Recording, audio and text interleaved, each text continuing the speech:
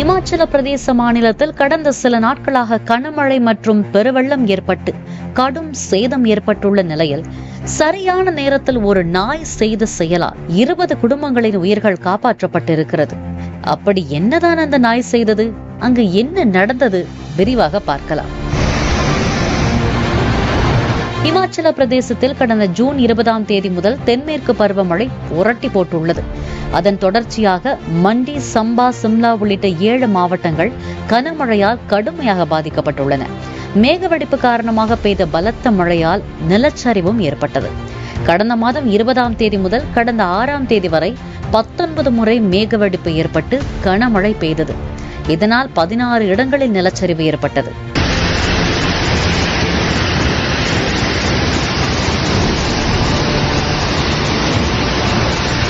குறிப்பாக மண்டி பகுதி மிகப்பெரிய அளவில் பாதிக்கப்பட்டது.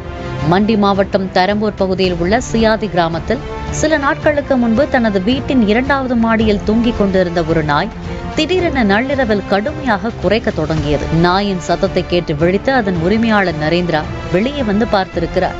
அப்போது வீட்டின் சுவர்களில் பெரிய விரிசல் இருந்தது கண்டுபிடிக்கப்பட்டது.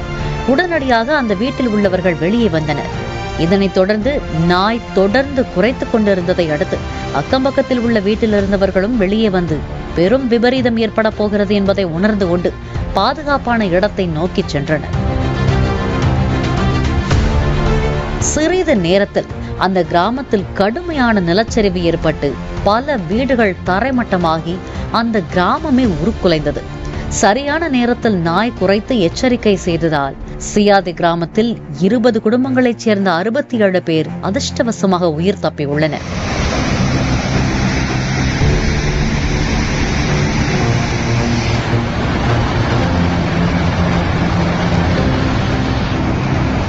சியாதி கிராமத்தில் இருந்த பல வீடுகள் தரைமட்டமாகிய நிலையில் 4-5 வீடுகள் தான் கண்ணுக்கே தெரிகின்றன. தற்போது அந்த கிராம மக்கள் அருகே இருக்கும் நைனா தேவி கோவிலில் கடந்த சில நாட்களாக தங்க வைக்கப்பட்டுள்ளனர்.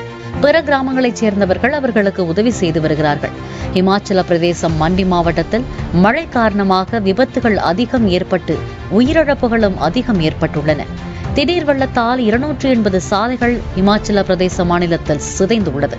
இவற்றில் 156 சாலைகள் மண்டி மாவட்டத்தில் மட்டும் பாதிக்கப்பட்டுள்ளது குறிப்பிடத்தக்கது.